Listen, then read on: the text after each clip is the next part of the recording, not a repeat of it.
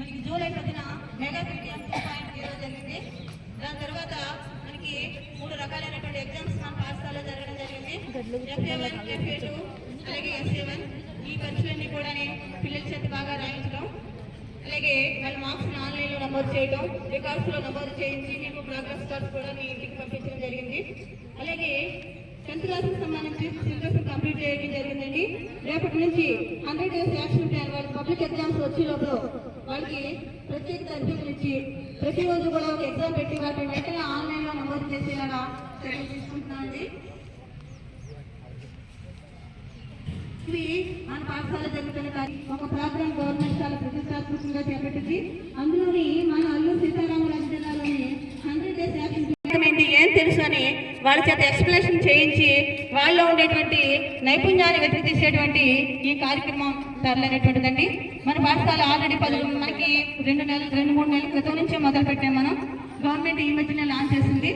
అది ఒక వారం 10 రోజుల ముందు నుంచి మొదలవుతుంది.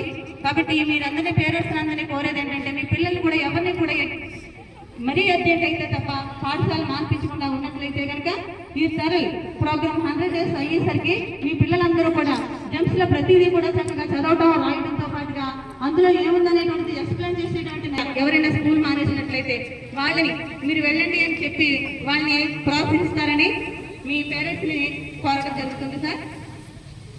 అలాగే ఇక మన స్కూల్ ప్రోగ్రామ్కి వచ్చేసరికి ఫస్ట్ గా ఈ మధ్యనే అమరావతిలో స్టూడెంట్స్ అసెంబ్లీ అనేటువంటి జరిగిందండి. దాంట్లో మన స్కూల్ నుంచి ఏ స్కూల్ నుంచి కూడా రాష్ట్రంలో ఉన్నటువంటి ఏ స్కూల్ నుంచి కూడా 2 పిల్లలు సెలెక్ట్ అవ్వలేదండి. అది మన స్కూల్ నుంచి మాత్రమే 2 పిల్లలు, ఒకళ్ళు ఎమ్మెల్యే కానీ ఒకళ్ళు మార్షల్స్ కానీ సెలెక్ట్ అయినందుకు పాఠశాల తరఫున చాలా గర్వంగా చెప్పుకున్నాం సార్. ఏదైతే చూడే మనోజ్ కుమార్ ఒకసారి వేదిక దగ్గరికి రండి.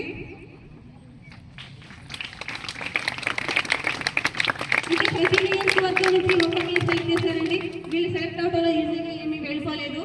ఫస్ట్ స్కూల్ లెవెల్లో కాంపిటీషన్లో పాల్గొన్నారు, ఆ తర్వాత మండల లెవెల్లో పాల్గొన్నారు, తర్వాత నియోజకవర్గంలో లెవెల్లో వాళ్ళు పాల్గొని విజయం సాధించడం జరిగిందండి.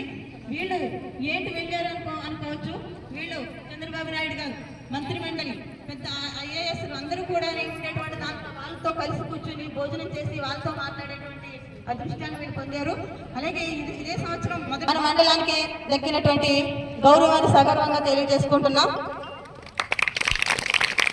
స్థాయికి వెళ్ళి 3rd place లో విజయం సాధించడం జరిగింది. B Kokila Reddy, LA Ravichandran, K Chaitanya. వీళ్ళు 10th, 9th, 8th నుంచి మన మండల స్థాయిలో 3rd place లో ఆగిపోయారు.